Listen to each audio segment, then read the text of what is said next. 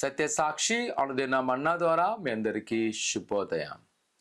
నేటి యొక్క వాగ్దానము కీర్తన 91:4.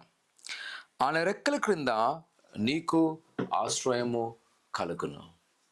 ప్రియకుమార కుమార్తె భక్తుడైన దావీదు గారి యొక్క జీవితంలో, కీర్తన రచయితల జీవితాల్లో జరిగిన సంఘటనలను రాతపూర్వకంగా రాసిన మాటలు ఇవి. వారి అనుభవాల్లో దేవుని యొక్క వాక్యం చెప్తుంది, ఆయన నీకు ఆశ్రయముగా ఉండును.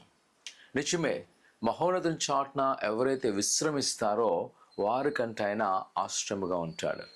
ఎప్పుడైతే దావీదు గారి మనుషుల మీద చూడలేదు, ఈ యొక్క రాజు మీద ఆధారపడలేదు, తను చెప్తుంటారు కదా, నేను కత్తితోనో లేదంటే బలమైన ఆయుధాలతో రాలేదు, కానీ యెహోవా పేరట నీ మీద యుద్ధానికి వస్తా అని చెప్పి గొలియాతుతో చెప్పాను.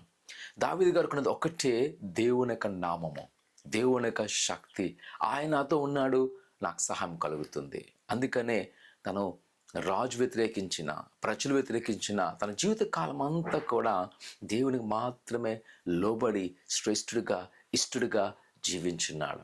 ప్రియ సంగమా, ఈ ఉదయ కాల సమయంలో దేవుని యొక్క వాక్యం ద్వారా నిన్ను ప్రోత్సహిస్తున్న మాట ఏంటి అంటే, ఆయనకు ఆశ్రయము, ఆయన ఆశ్రయాన్ని కోరుకో.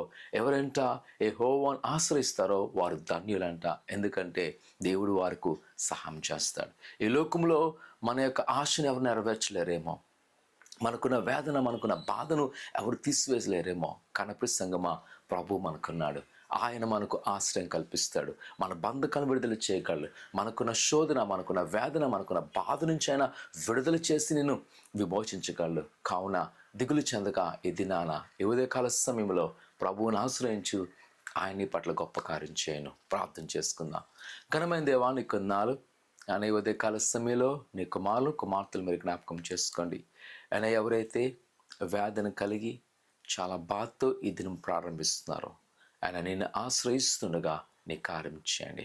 వారిలో ఉన్న ప్రతి మనోవ్యాధిని తీసివేయండి. ఆయన వారికున్న శోధన, బాధ విడుదల చేయండి.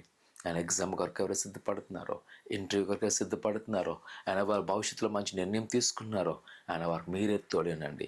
నిన్ను ఆశ్రయిస్తుండగా నీ మార్గాలను నూతనపరచండి. నీ గొప్ప కార్యం చేసి నడిపించమని యేసునామమున అడుగుతున్నాం తండ్రి, ఆమేన్. భయపడద్దు, ఆందోళన చెందద్దు, ప్రభువుని ఆశ్రయించండి, ఆయనకు సహాయం చేయండి గాక. ఆమేన్.